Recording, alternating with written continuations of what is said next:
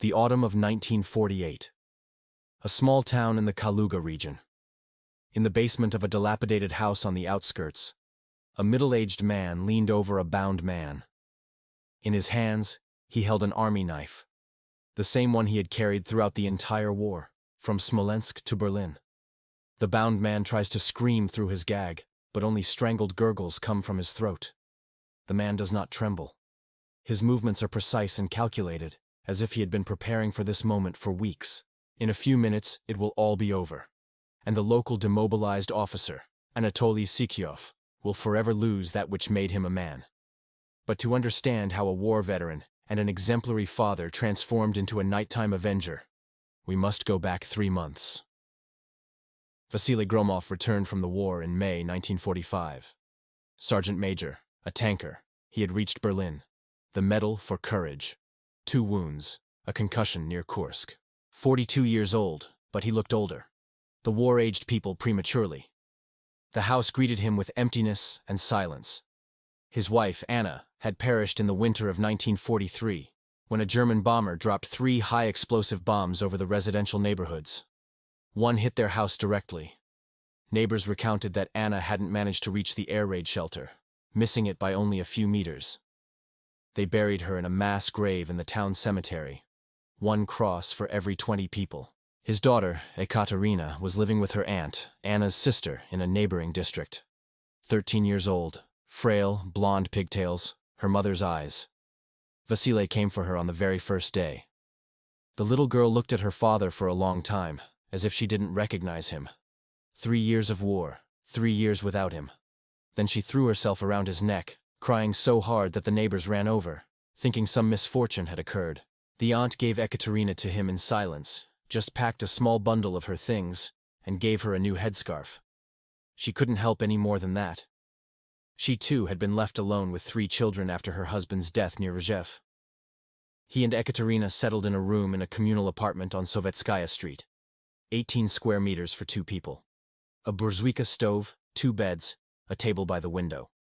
On the wall, a pre-war photograph. A young Vasily in a tanker's uniform, embracing Anna, holding a 3-year-old Ekaterina in his arms. That was all that remained of their former life. Vasily got a job at the mechanical plant number 47 as a 4th-category locksmith. The pay was modest, but stable. In the evenings, he hurried home to prepare dinner, check Ekaterina's homework, and mend her only school dress.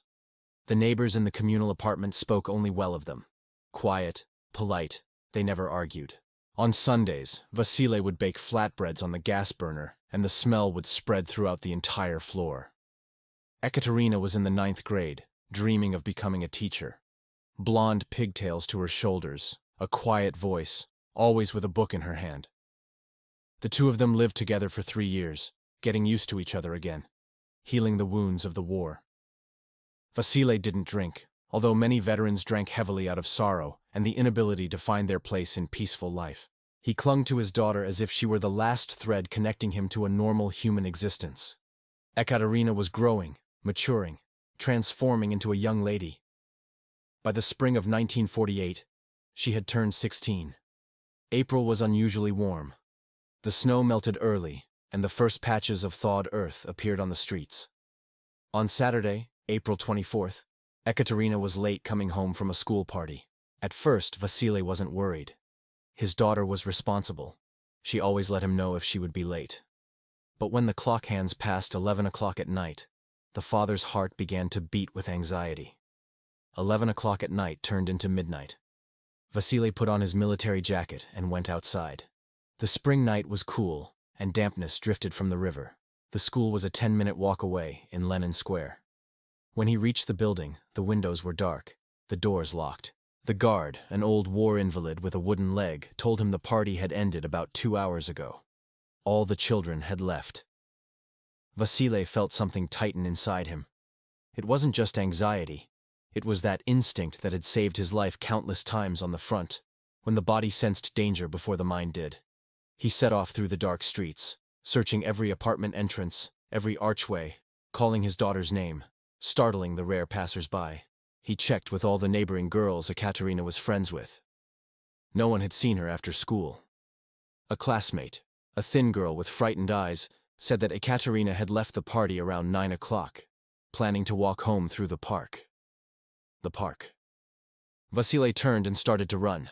His old wounds ached, his heart pounded, but he ran, just like he had back then, in the assault, under German machine gun fire. The city park had once been the town's pride. Linden alleys, gazebos, a fountain in the center. But the war and destruction had turned it into an overgrown, almost abandoned place. The streetlights weren't working. The paths were covered in grass. Vasily walked slowly, listening intently to every rustle. The moon emerged from behind the clouds, and he saw something white behind an old gazebo, right at the edge of the park, where the abandoned industrial zone began. Ekaterina lay in the grass near a dilapidated warehouse building. Her school dress was torn, her face covered in bruises and welts. Her blonde hair was disheveled. One shoe was missing. She was unconscious, breathing heavily and raggedly. Vasily fell to his knees beside her, carefully taking his daughter into his arms. The girl's body was cold. He took off his military jacket, wrapped her in it, and held her close to his chest. Ekaterina moaned, half opened her eyes, but her gaze was cloudy, vacant. Vasily understood immediately. He had seen this during the war, when the Germans passed through villages. He had seen women after the Sonderkommando had passed. That look could not be mistaken for anything. He carried his daughter in his arms to the city hospital. 3 kilometers through the whole town. The nurse on duty, an older woman in a faded gown, made a shocked sound at the sight of the girl. She called the doctor, a young man with a tired face. Ekaterina was taken into a ward. Vasily was told to wait in the corridor. He sat on a wooden bench, clenching his fist so tightly his knuckles turned white. His mind was empty, an absolute ringing void, like after a concussion. Only his heart beat somewhere far away, dull and regular, like a metronome. The doctor came out an hour later, speaking briefly and directly. Rape. Multiple abrasions and hematomas, signs of a struggle. Most likely multiple assailants. The girl is in shock. She is under sedation. In a few days, she will be able to give a statement. The militia must be notified. Vasily nodded silently. The doctor looked at him for a long time, with a gaze that held compassion and a certain hopeless fatigue. Such cases were not few in the post-war city. Street children, demobilized soldiers, criminals. Justice worked slowly and selectively. Vasily remained at the hospital until morning, sitting on the bench in the corridor, motionless, without closing his eyes. The nurse brought him some tea. He didn't touch it. In his mind, images from the past unspooled slowly, like a film reel. 3-year-old Ekaterina in her mother's arms. Ekaterina seeing him off to the front, holding his hand tightly.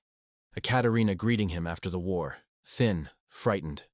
Ekaterina at the table, with a book, chewing on her pencil over a math problem. Ekaterina laughing when he tried to braid her hair and got tangled in the strands. All of this had been yesterday, and today his daughter lay behind that door, mutilated, trampled, thrown in the grass like rubbish. Towards morning, the district militiaman arrived at the hospital, a young lieutenant of about 20 years, in a new uniform. He wrote down Vasily's statements in a notebook, clarified the details, the time, the place, and promised to begin the search. He said they would have to wait until the girl recovered and could identify the assailants. Vasily listened in silence without interrupting. The lieutenant was young, trying to appear official, but uncertainty could be read in his eyes. It was obvious he didn't know how to handle such cases, what to say to the father of a raped girl. Finishing the report, he excused himself quickly, promising to return in a few days. Ekaterina was discharged a week later. Physically, she was recovering. The wounds were healing, but something inside her had broken irreversibly. The girl had stopped speaking entirely. She would sit at the window for days on end, staring at a single point. She didn't react when spoken to, didn't cry, hardly ate. The doctor told Vasily it was psychological shock, that it required time, patience, and possibly a consultation with a psychiatrist. But there were no psychiatrists in the town. And time passed, and Ekaterina remained in her silent world, where her father could not reach. 2 weeks later, Vasily went to the city militia station, a 2-story gray building in the central square with peeling plaster. He was met by the same young lieutenant who had come to the hospital, who led him to the investigator's office. The investigator turned out to be a man of about 50, with a heavy, tired face and indifferent eyes. There were several files on the desk. In the corner stood a portrait of Stalin.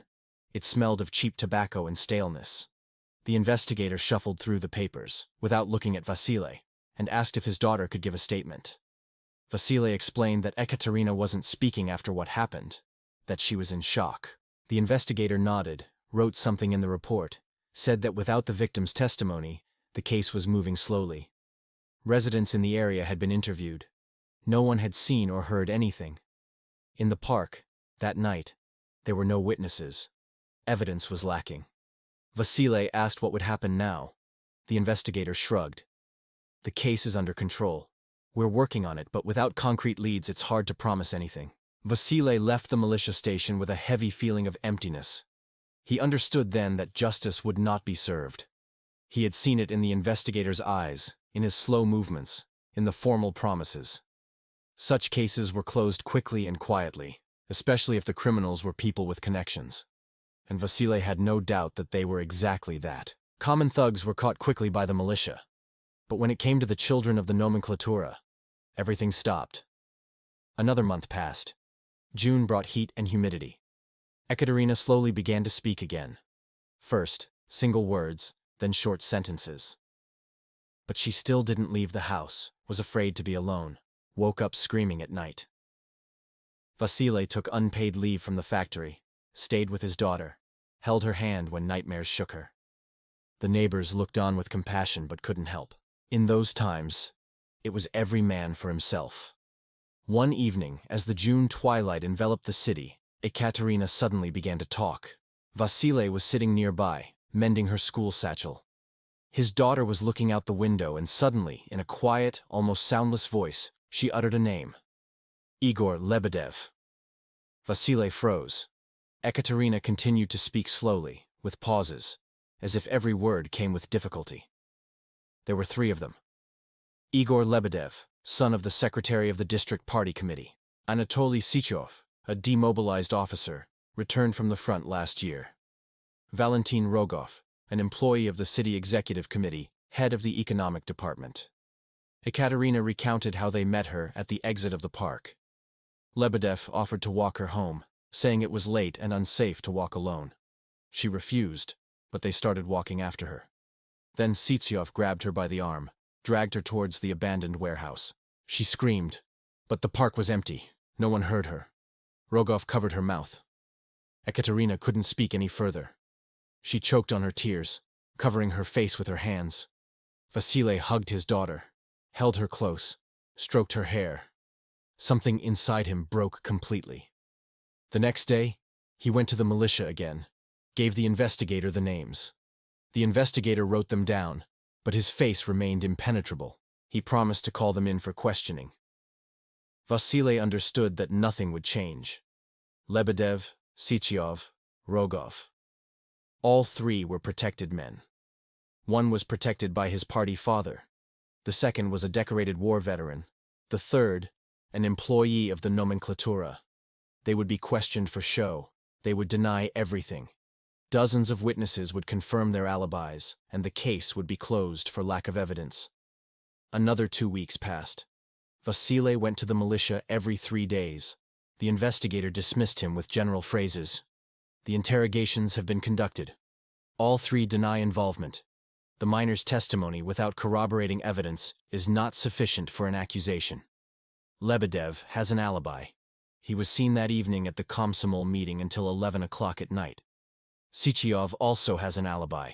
He was playing cards with former comrades in arms at the officers' club. Rogov was at home with his wife. Witnesses confirm.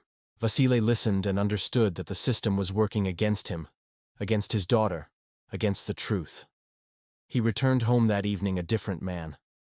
Ekaterina was asleep, covered with the blanket over her head. Vasily sat at the window, looking at the dark street.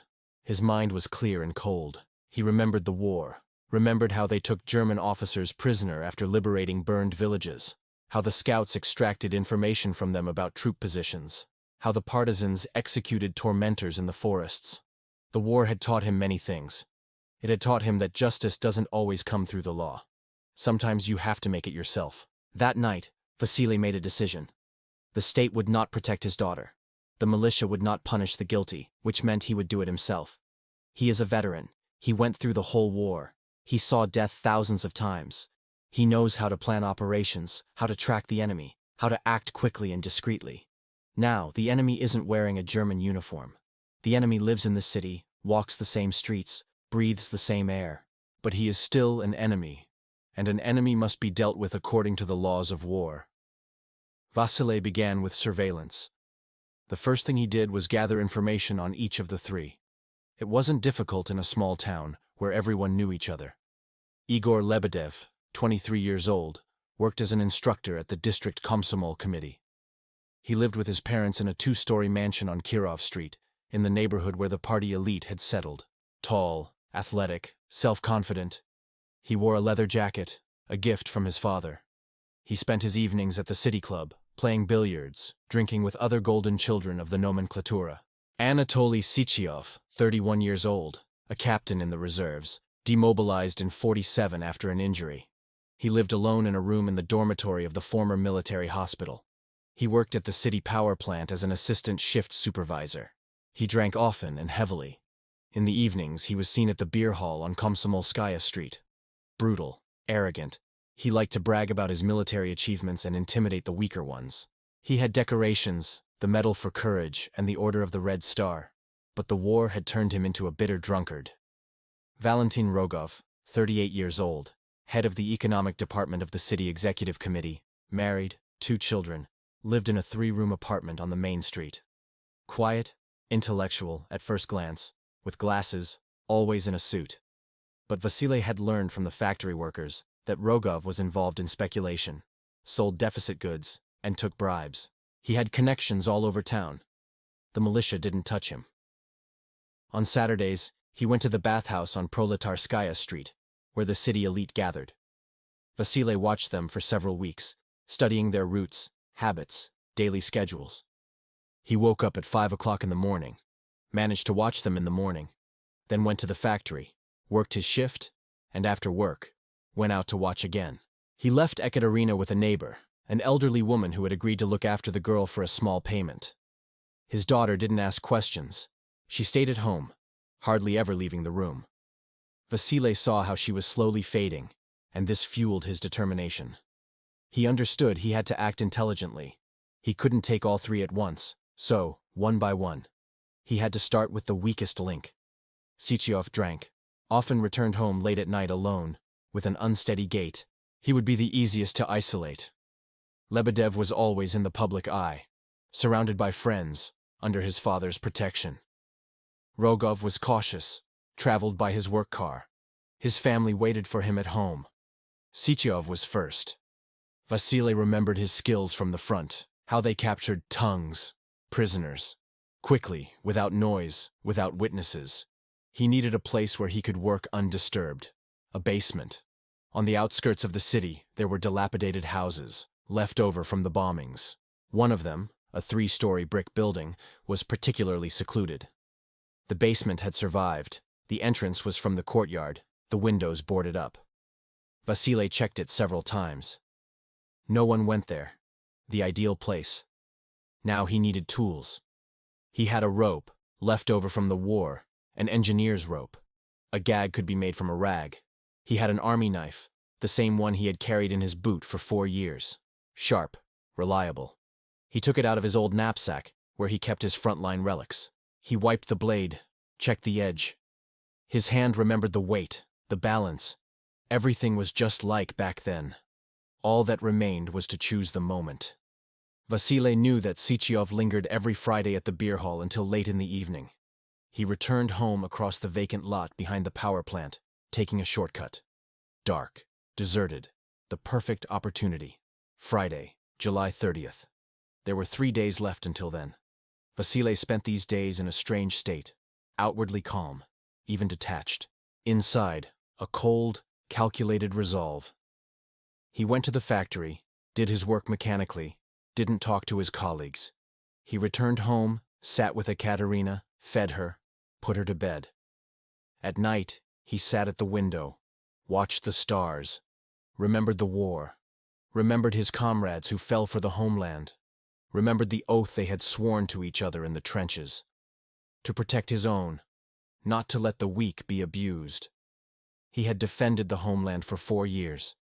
Now he would defend his daughter. Thursday evening, he went to the vacant lot, checked the route, found a convenient spot for an ambush. He could hide behind an old transformer box. From there, he could see the whole path. When Sychev passed, Vasily would have a few seconds to act. He ran the plan through his mind dozens of times. A blow from behind to the nape of the neck. Stun him. Tie him up. Gag him. Drag him to the basement. Sychev was heavier, but drunk. He was slow. Vasily had pulled wounded comrades from burning tanks, dragged machine guns under fire. He would manage. Friday arrived. An ordinary, hot, summer day. Vasily finished his shift at the factory, returned home, changed, put on dark clothes, his old boots. He tucked the army knife into his belt, hid the rope in his pocket. Ekaterina was asleep. The neighbor sat in the kitchen, knitting. Vasily told her he was leaving for a few hours, asked her to look after his daughter. The neighbor nodded, without asking questions. He went outside at 10 o'clock at night. The city was sinking into twilight. Rare streetlights illuminated the empty roads. Vasily walked slowly, calmly, not drawing attention. He reached the vacant lot, took his position behind the transformer box. He wouldn't have to wait more than an hour. Sychev appeared around 11 o'clock at night. Vasily heard him before he saw him. A drunkard's mumble, the shuffling of feet on the ground, a cough. The reserve captain was walking with an unsteady gait, holding onto the fence with one hand. Vasily waited until he was even with the transformer box, then stepped out of the shadows. It all happened in a few seconds. A blow with the knife handle to the base of the skull. Precise. Calculated. Sychev collapsed like a sack, without even managing to cry out. Vasily grabbed him under the arms, dragged him into the darkness. He was heavy, massive, a strong smell of alcohol and sweat coming from him. But Vasily was strong. The war had tempered his muscles and his will. He dragged him to the dilapidated house in 10 minutes, lowered him into the basement, tied his hands and feet with the rope, stuffed a rag in his mouth. Sychev moaned, began to come to. The basement was dark and damp. Vasily took a candle stub from his pocket, lit it with a match. The weak light snatched the concrete walls, rusty pipes, a pile of broken bricks from the darkness. Sychev lay on the floor, bound. His eyes slowly focused. When he realized where he was, fear appeared in his eyes. He tried to speak through the gag, but only inarticulate sounds came out. Vasily crouched beside him, looked at him for a long time, in silence. The reserve captain looked back at him. The fear in his eyes was replaced by confusion, then anger. He struggled, trying to free himself, but the ropes held tight. Vasily had learned to tie knots even before the war, in the pioneer camp. And on the front, these skills had been useful more than once. Vasily took out the knife. The blade gleamed in the candlelight. Sychev froze. His eyes widened, his breathing quickened. He shook his head, tried to crawl away, but hit his back against the wall. Vasily leaned closer. His face was calm, almost impassive. He asked him quietly if he remembered the little girl in the park, 3 months ago. The captain froze, then shook his head again, denying it. Vasily repeated the question. Sychev continued to shake his head. Tears began to stream from his eyes. Vasily remembered how the scouts interrogated German prisoners. The methods were different. Some used fear, others pain. But the main thing was always the coldness in the interrogator's eyes, when the prisoner understood that he was not facing a man who could feel pity, but a machine that would get the answer at any cost. Vasily looked at Sychev exactly like that. Cold, detached, as if at a target, not a person. He removed the gag. Sychev began to breathe raspingly, coughed, then began to speak quickly, incoherently. He swore it had been a mistake, that they had only wanted to walk the girl home, that it all happened by accident, that Lebedev had insisted, that he himself hadn't wanted to. Vasily listened in silence. When Sychev fell silent, exhausted, Vasily asked him about the other two. The captain gave their addresses, the places where they usually hung out, told him everything he knew, hoping for mercy. Vasily gagged him again.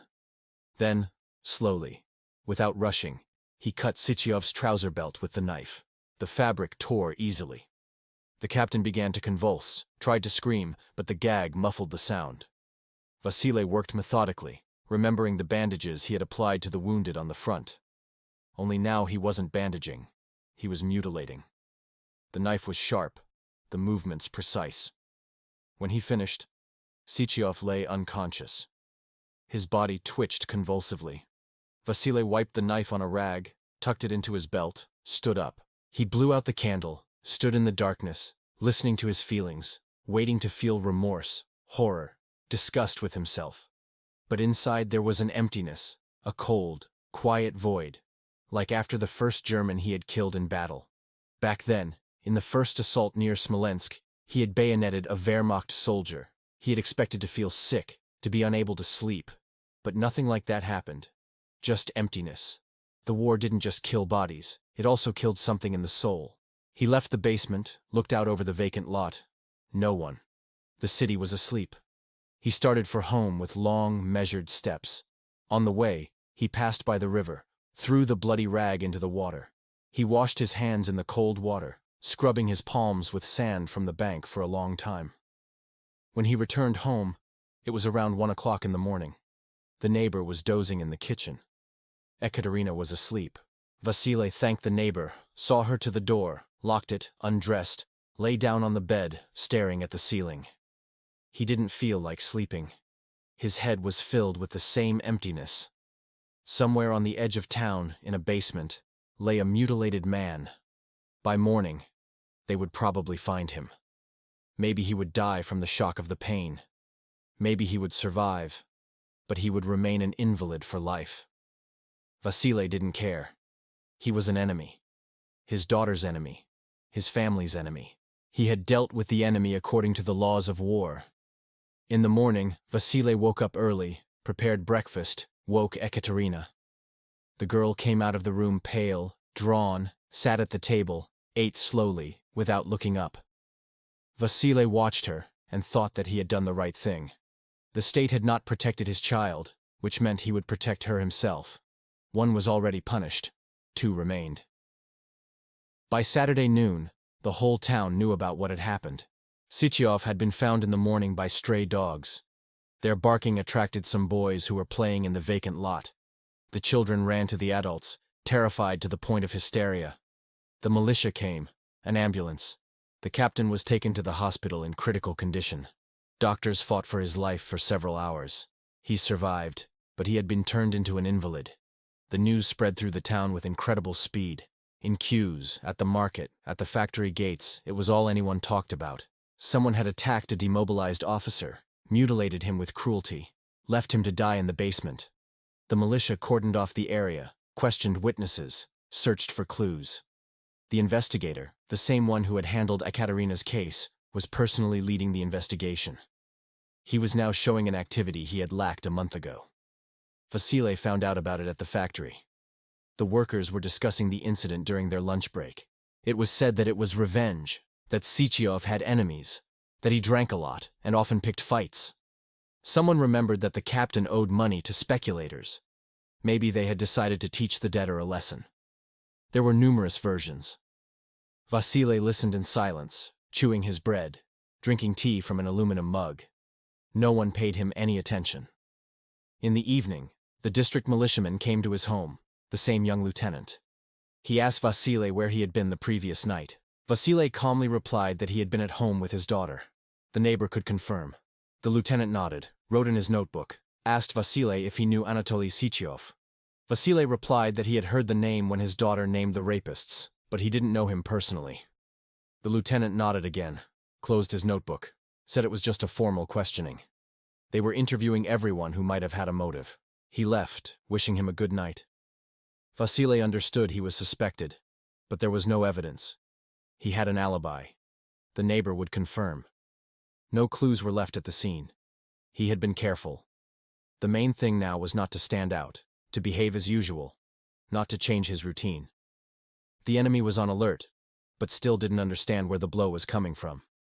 A few days later, rumors began to circulate through the town. It was said that the attack was related to that case, the rape of the girl in the spring, that the girl's father had decided to take revenge himself since the militia was doing nothing. In the queues, women discussed this with sympathy. Many approved, saying he did the right thing, that monsters like that only deserve such treatment. But there were also those who condemned vigilante justice, talking about law and order. Igor Lebedev disappeared from the city streets.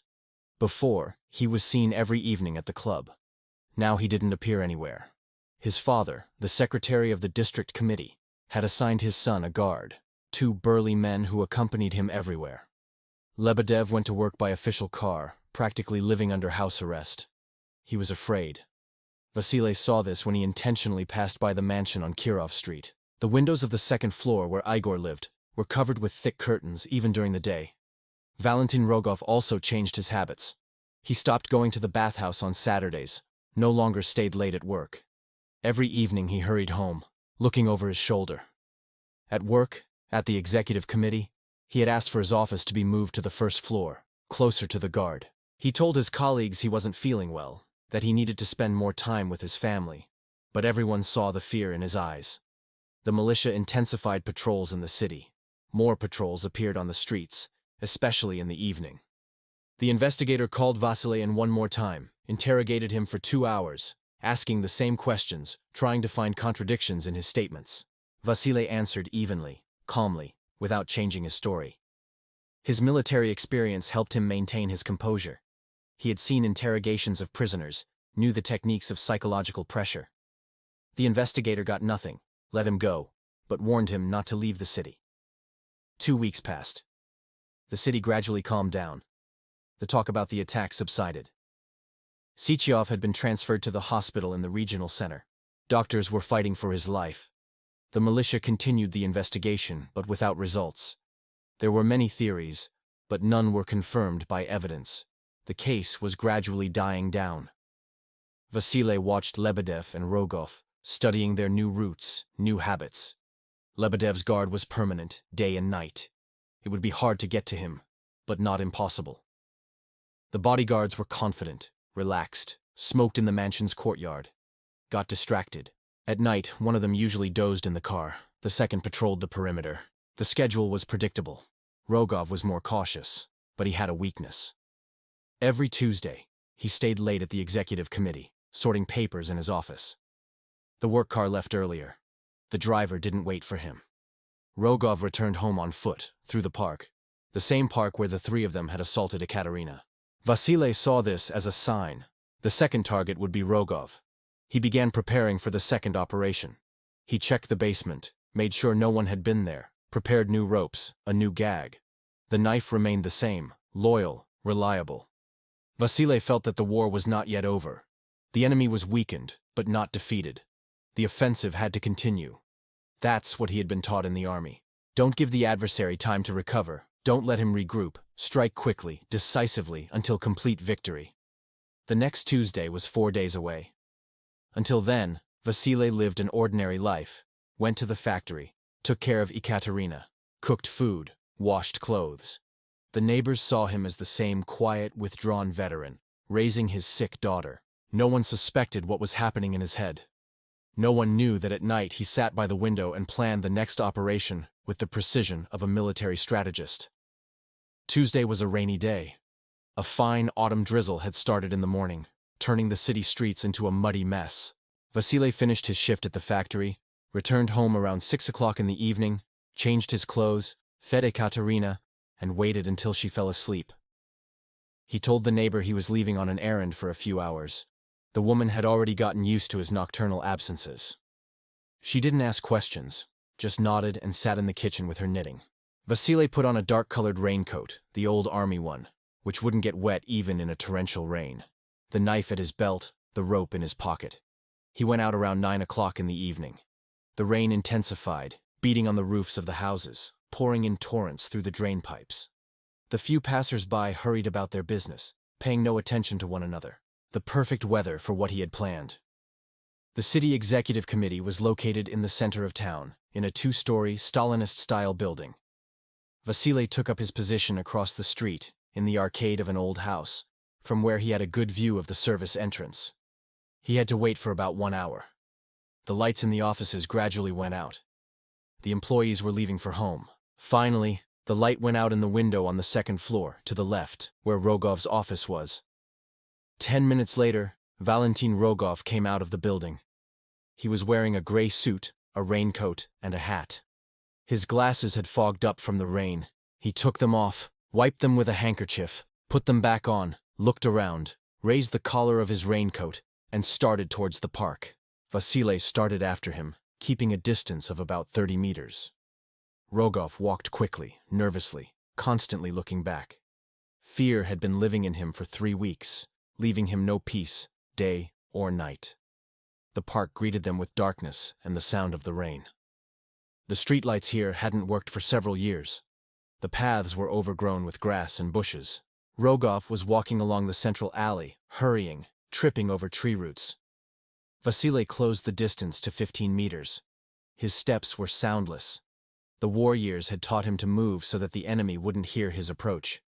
Near the old gazebo, the same one where he had found Ekaterina in the spring, Vasily caught up with Rogov. A precise blow from behind. Just like last time. Rogov fell on all fours, groaned, tried to scream.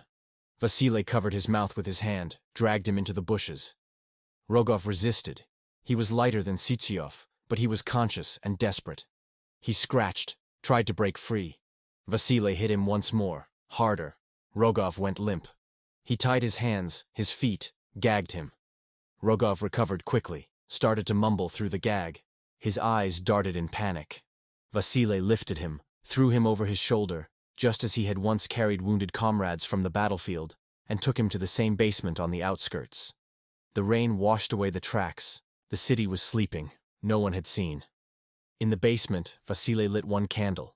Rogov lay on the floor, tied up, trembling with fear and cold. His glasses had fallen off. His face was wet with rain and tears. Vasily squatted beside him, watching him in silence for a long time. Rogov tried to say something through the gag, nodding his head. His pleading eyes looked at the veteran with desperation.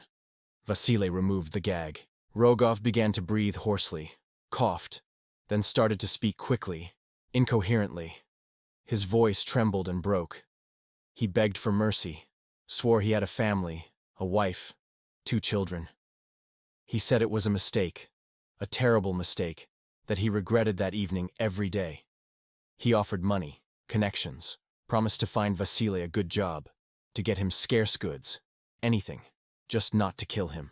Vasily listened in silence, then asked quietly if Rogov had felt any mercy back in April, when 3 adult men were raping a 16-year-old girl.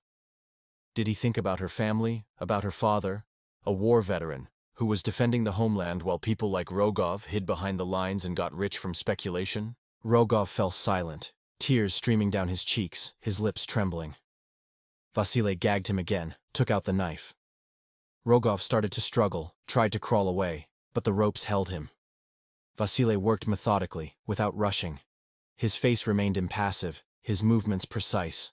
It was a job, a task that had to be completed, just like back then, on the front lines, when he had to take a hill, destroy an enemy bunker, carry out the commander's order. Only now, the order was given by his conscience and the memory of his ravaged daughter. When he finished, Rogov lay unconscious. His breathing was rapid and shallow. Vasily wiped the knife, stood up, blew out the candle, and left the basement into the sound of the rain. The sky was black, moonless. The rain whipped his face, washing away the sweat, the fatigue, the traces of the crime. Vasily walked slowly, measuredly. He went to the river, threw the bloody rag into the water, stood on the bank, watching the dark water. He remembered crossing the Dniester in '43, how his comrades drowned, how the shells exploded, how blood colored the water. Back then, he believed that after the war there would be peace, justice, a normal life. But it turned out that war never ends. It continues in the souls of those who lived it, and the enemies don't always wear an enemy uniform. He returned home around midnight. The neighbor was dozing in the kitchen. Ekaterina was asleep. Vasily undressed, washed with cold water, got into bed, staring into the darkness. Only the last target remained. Lebedev, The most protected, the most dangerous, the son of the district committee secretary, under guard, in plain sight of the whole city. But Vasile was not afraid. He had been through the war, had conquered Berlin, had looked death in the eye 1,000 times. He would handle this too. Rogov was found on Wednesday morning. Again children. Again the same basement. Again the ambulance and the militia. The city exploded with panic. 2 attacks in 3 weeks, both following the same scenario. The victims mutilated identically. The militia declared a state of emergency. Reinforced patrols began to move through the streets. There were militiamen on every corner. The investigator summoned everyone who might have had any connection to the case. He interrogated them from morning until night, trying to find clues, connections. Vasile was summoned twice. The first time on Wednesday morning, a few hours after Rogov's discovery. The second time on Friday, when the investigation had stalled. At the first interrogation, the investigator was harsh, aggressive, yelling, slamming his fist on the table, accusing Vasile of vigilantism, saying he understood the motive, but the law was the law, that you couldn't take justice into your own hands. Vasile sat calmly, answered in a calm voice, repeated that he had been home on the night of the attack, that the neighbor could confirm it, that he was a simple worker, not an avenger. The investigator couldn't prove anything. Let him go, telling him he was under surveillance. At the second interrogation, the investigator was different, tired, exhausted, sat at the table, chain-smoking, watching Vasile with a long stare. Then he spoke softly, almost humanly.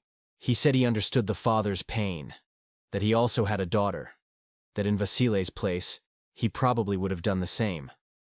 But the problem was that the bosses were putting on pressure, that results were needed, that if they didn't find the culprit, heads would roll, and his head first of all. Vasile listened in silence. The investigator continued. He said there's no evidence. The alibi exists. Nothing can be proven. But if the attacks stop right now, if there isn't a third case, then the case will gradually fade. The authorities will close it quietly, without fanfare. They'll pin it on the underworld, or some lunatic who was never found. But if there is a third attack, a real hunt will begin. Investigators will come from the region, from Moscow, possibly, and then no alibi will save him. Vasile nodded, thanked him for his honesty, and left. He understood that the investigator had actually given him a chance to stop, but he had no intention of stopping. The score was 3-0 in Ekaterina's favor, but the game wasn't over yet. The last and most important target remained. Igor Lebedev, the instigator, the son of the party activist, the one who had started it all that April evening. Lebedev no longer left the house at all. His father had taken him from work, was keeping him locked up in the mansion on Kirov Street. The guard was provided round the clock, 4 men in shifts, 2 by day, 2 by night. The official car sat in the yard. The driver was on permanent duty. The windows on the second floor, where Igor's room was, had iron bars. The mansion had been turned into a fortress. Vasile watched the house for several days, studying the guard's schedule, habits, weak spots. During the day, it was impossible to get close. The yard was visible from all sides. At night, the guards were more vigilant, patrolling the territory, checking every corner. But every fortress has a vulnerable point. He just had to find it. He remembered his experience from the front, how they used to take fortified German positions. Sometimes a direct assault was impossible. Then you had to act with cunning, create a diversion, deceive, force the enemy to make a mistake. Vasile understood that he had to make Lebedev leave the house. But how? The answer came unexpectedly. On Sunday, there was supposed to be a party meeting in town at the district committee. The district committee secretary, Igor's father, was obliged to be present, which meant that for a few hours he would leave the mansion. The guards would remain, but without their master, they would be less vigilant. It was one chance. Vasile thought out the plan in the smallest detail. Sunday. The meeting started at 10 in the morning. It usually lasted 3 to 4 hours. That meant Lebedev's father would leave around 9:30. At that time, Vasile had to be ready to enter the house through the back entrance, which opened into the garden. The guards appeared there less often. To go up to the second floor, to Igor's room, to act quickly, without noise, to neutralize the target, and to disappear before the guards understood anything. The risk was enormous. If they caught him, it was the end. Prison, execution, shame for Ekaterina. But he had no choice. Lebedev had to answer. He was the main culprit, the organizer, the one who had pushed the other two to the crime. Without him, this wouldn't have happened. Vasily had to finish what he had started, otherwise everything would lose its meaning. He prepared everything necessary. He sharpened the knife to a razor's edge, checked the rope for strength, washed the dark clothes so they wouldn't smell, greased the military boots so they wouldn't squeak. On Saturday evening, he went to church for the first time since the war. He stood in the dark hall, looking at the icons. He didn't pray.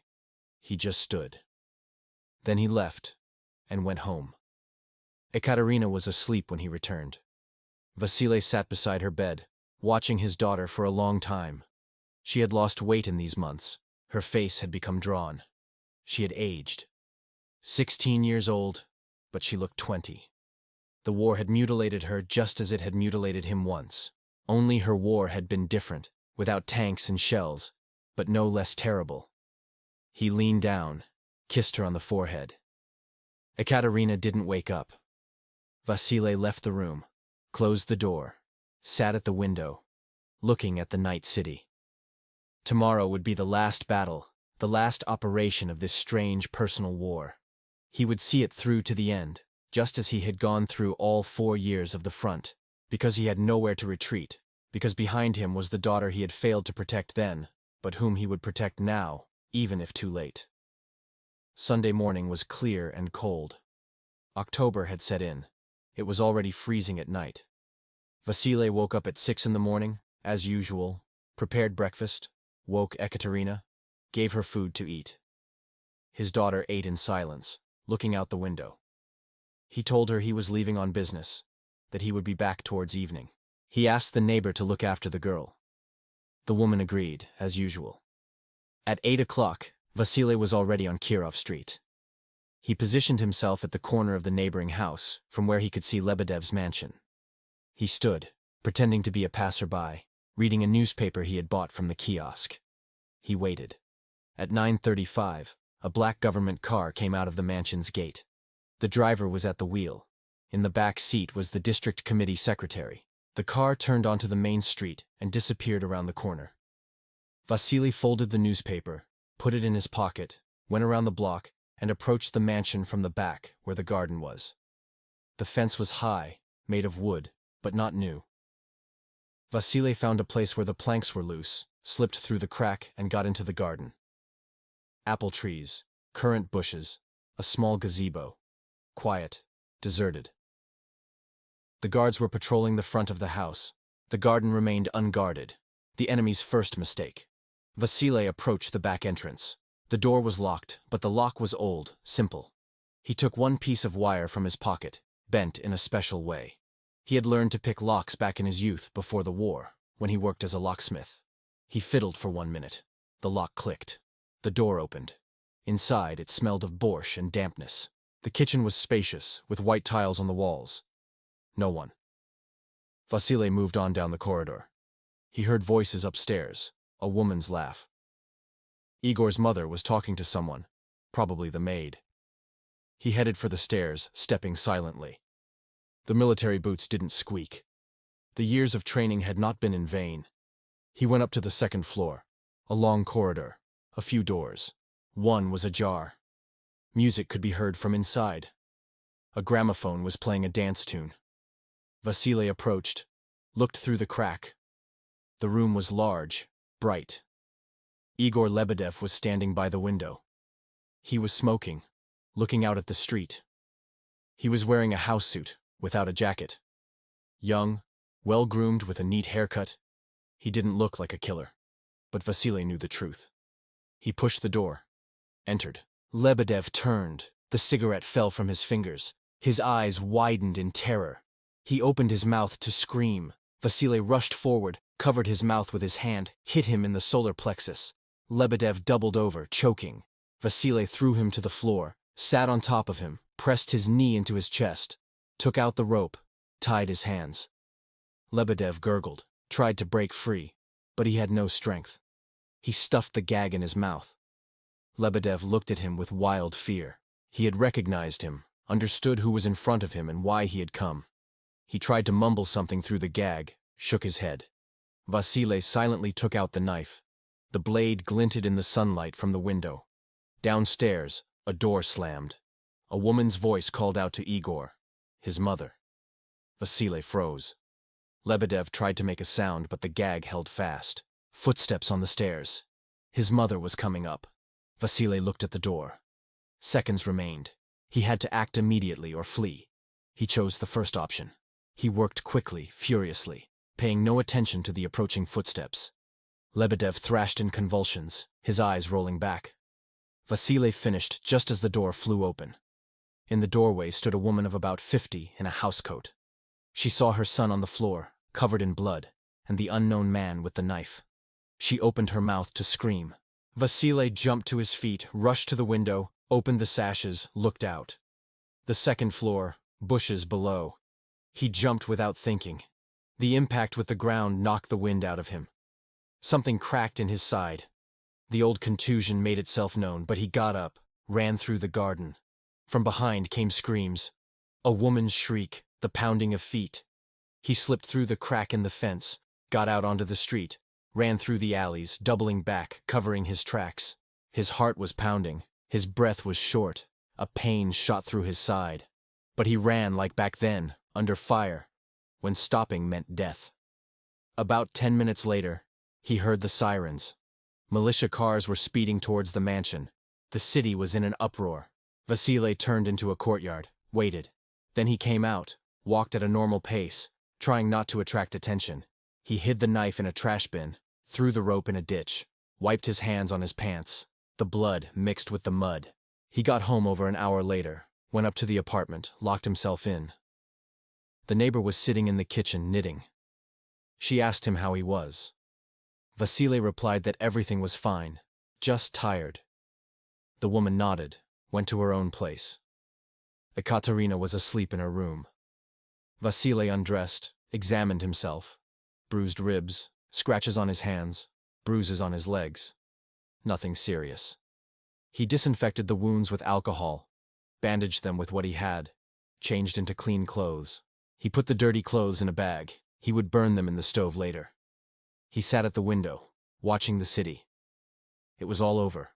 All three had been punished. The accounts were settled. Justice had been restored. The justice that the state had been unable to provide. The justice a soldier dispenses when the law is silent. Outside, the sirens didn't stop. The city was seething. The hunt was beginning. But Vasile was not afraid. He had completed his mission, protected his daughter in the only way he knew, through the methods of war. By noon, the entire city was cordoned off. The militia had set up checkpoints at all exits, checking the papers of every passerby. A reinforced team of investigators had come from the regional center. Lebedev's mansion had been turned into the operations headquarters. The district committee secretary had returned from the meeting, saw his son bleeding, and almost fainted. Igor had been taken to the hospital. The doctors were fighting for his life. Lebedev's mother had given testimony, described the attacker. A man of medium height, sturdy, around 40 years old, in dark clothes. She hadn't gotten a good look at his face. It all happened in a few seconds. But the investigator already knew who to look for. Vasile Gromov, the raped girl's father. The same war veteran they had interrogated twice, but released due to lack of evidence. At 2 in the afternoon, 3 militia cars arrived at Vasile's apartment. The investigator, the district chief, 6 operatives. They knocked on the door. Vasile opened it calmly, without fear, invited them in. The investigator inspected the apartment, checked the closets, looked under the bed. Nothing suspicious. Clean clothes, footwear in its place, no trace of blood or evidence. Vasile sat at the table, answering questions. Where had he been this morning? Home with his daughter. The neighbor could confirm. She had come at 9 in the morning, stayed in the kitchen until 11. The investigator summoned the neighbor. The woman confirmed. She said Vasile had been home all morning, hadn't gone anywhere. had stayed with Ekaterina in the room. The investigator frowned. The alibi was perfect again. The operatives searched the apartment more thoroughly. They checked every corner, every crack. They found one old military backpack with relics from the front, medals, photographs, letters. The knife wasn't there. Vasile had hidden it in the trash bin on the street immediately after the attack. Towards evening, the trash would be collected. The evidence would disappear forever. The investigator sat down in front of Vasile, looked at him for a long time in silence, then spoke softly. He said he knew the truth. Knew it was Vasile. Knew why and what for. Understood the motive. Even empathized. But the case had gone to another level. The son of the district committee secretary had been injured. Now, the city militia was no longer handling it, but the regional NKVD. Specialists would come from Moscow. They would dig until they found something. And they would find it. They always find it. Vasile listened calmly, said he didn't understand what it was about, that he was a simple worker, the father of a sick daughter, that he had been home all morning. He had a witness. That if the investigation wanted to accuse him, they should present evidence. The investigator sighed, stood up, ordered the officers to pack up, told Vasile this wasn't the end, that they would be back. After the militia left, Vasile stood at the window, watching the street. Down below, one car stood guard, 2 plainclothes officers. Surveillance. Now he would be monitored round the clock, waiting for a mistake, a slip of the tongue, any clue. But he wouldn't give them any reason. The war had taught him patience and discipline. Ekaterina came out of her room, sat next to her father, took his hand, asked quietly what was happening. Vasile told her it was nothing serious, just a check.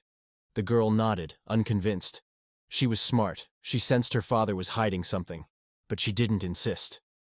She just sat next to him, holding his hand. In the evening, rumors began to circulate through the city. The third attack. Igor Lebedev, the son of the district committee secretary himself, in his own home, in broad daylight. An unknown man burst in and mutilated the young man, fled through the window. The militia was looking for the criminal, but so far without results.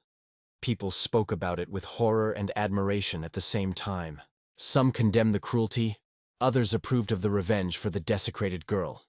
On Monday, Vasile went out to work, walking through the city under the watchful eyes of the militiamen.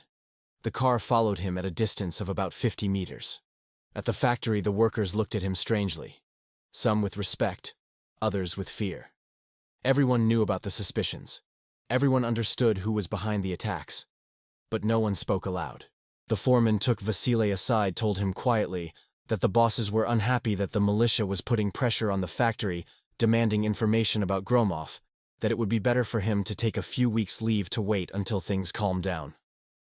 Vasile nodded, wrote a request, took unpaid leave, and returned home at noon. Ekaterina met him at the door, frightened. She told him some men had come, had knocked, demanded she open up, but she hadn't opened, just as her father had taught her. Vasile hugged his daughter, calmed her down, told her everything would be all right, that he would protect her, no matter what. He didn't sleep at night, stood at the window, watching the dark street. Below, the same car stood guard. The officers' silhouettes were visible in the dim light of the streetlight. They were waiting, and he was waiting. He was waiting for the city to calm down, for the investigation to stall, for the interest of those in power to wane. Time was working for him. The longer the investigation dragged on without results, the lower the chances of him being arrested. He remembered the war, remembered the encirclement at Vyazma, when their regiment had been caught in the pocket. For 3 weeks they had tried to reach their own lines. Hunger, cold, Germans on all sides. Many surrendered, many died. But he had survived, because he believed, endured, fought. It was the same now. Encirclement, the enemy on all sides. But he would manage to get out. Just like then. Because he had no choice. Because behind him was his daughter, for whose sake it had all begun. A week passed, then a second. The city was gradually calming down. The investigation was going nowhere. There were no clues, no witnesses could be found, evidence was lacking. Vasile was interrogated 3 more times. Each time he repeated the same thing. He was at home, He had an alibi. He knew nothing about the attacks. The neighbor confirmed it every time. The woman held firm, didn't change her statements.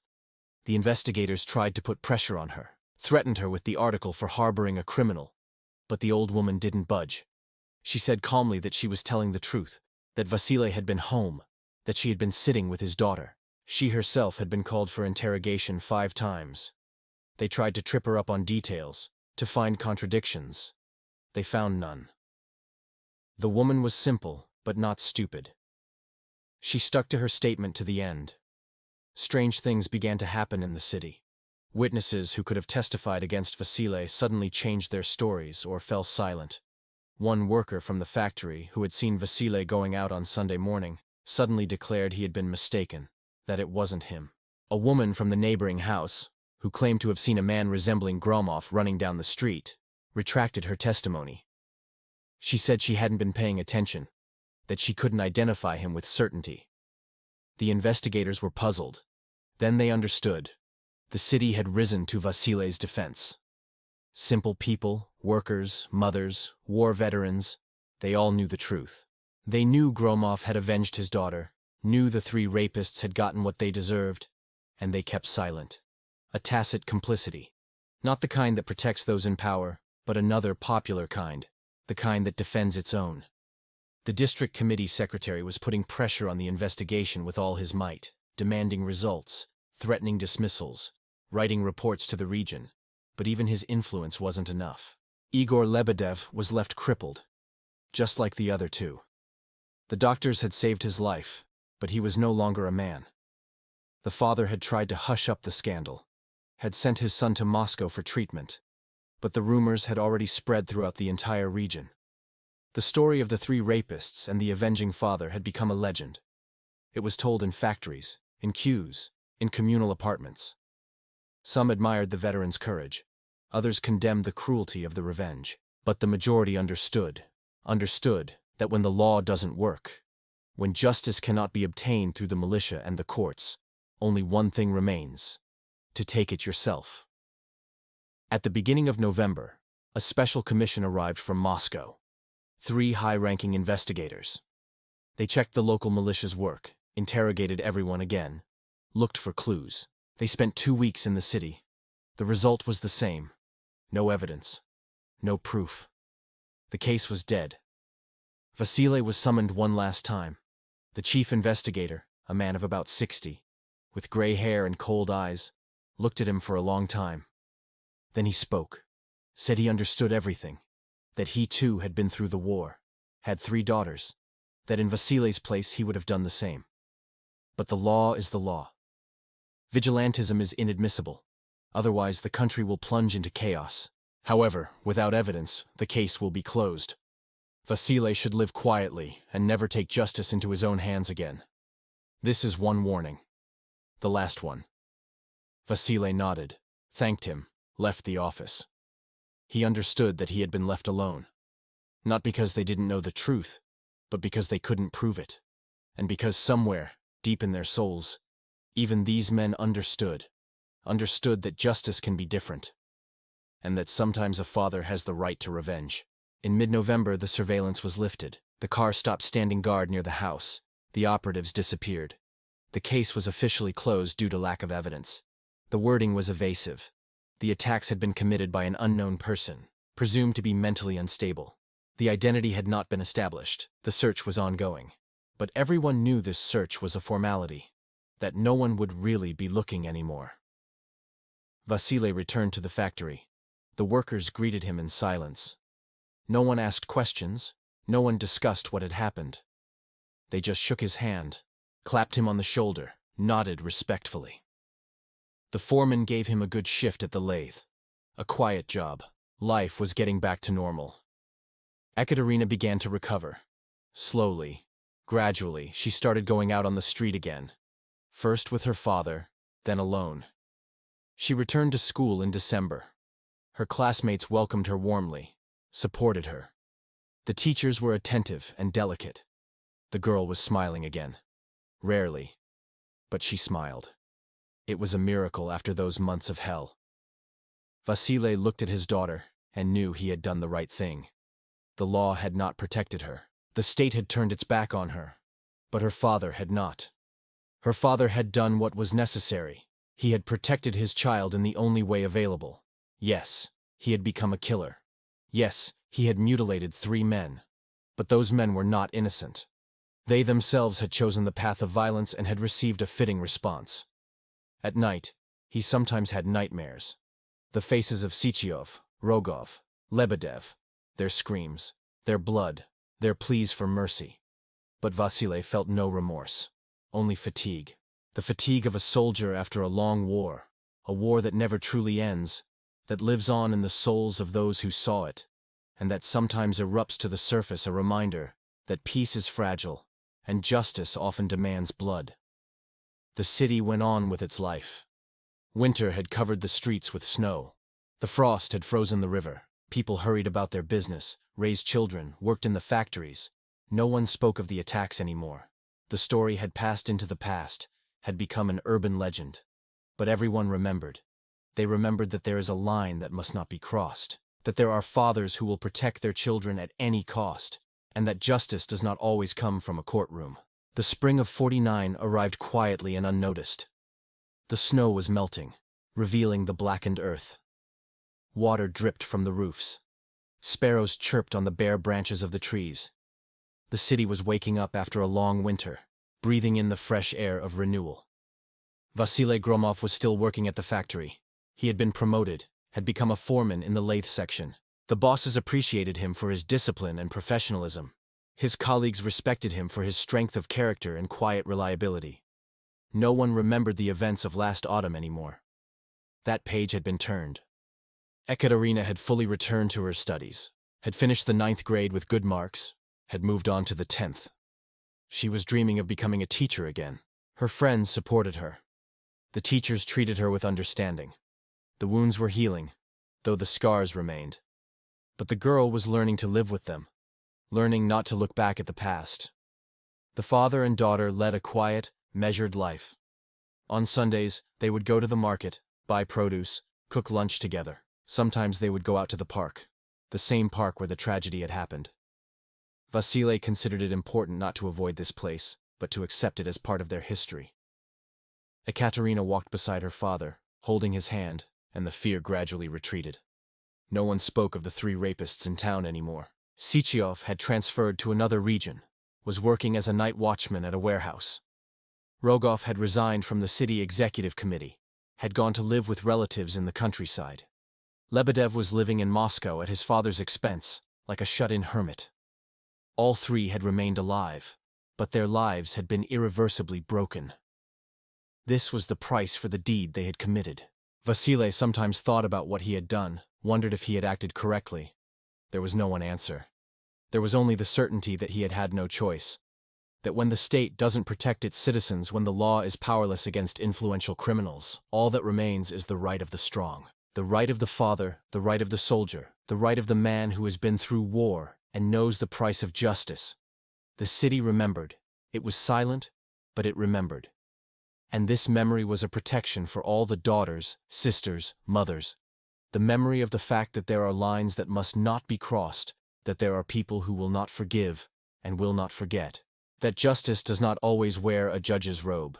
Sometimes it comes with the military knife of a war veteran. If you like such stories about justice, revenge, and human destinies in the post-war period, subscribe to the channel. Here you will find even more documentary stories about real people and events that changed history.